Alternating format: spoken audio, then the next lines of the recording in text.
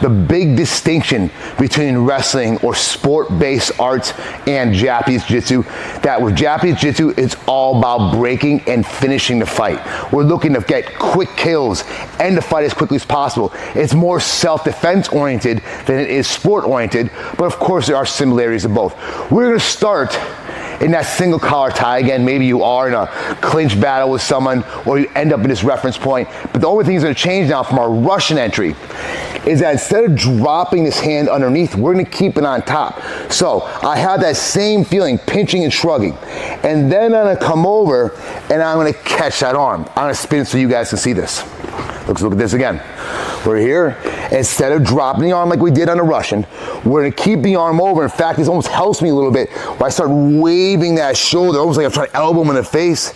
And now I have this catch and grip like before, but what's really important is you see how I've latched his elbow in with my forearm.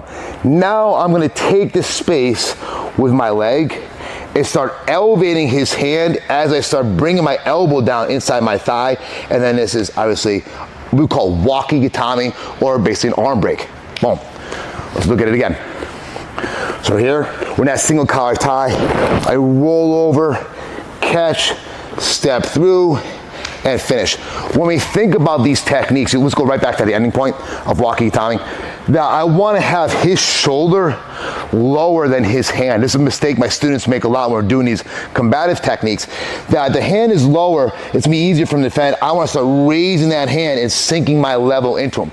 There's actually a sliding version I'll do. I'm going to be nice because this is actually can be quite vicious if I do it fast. So same thing happens.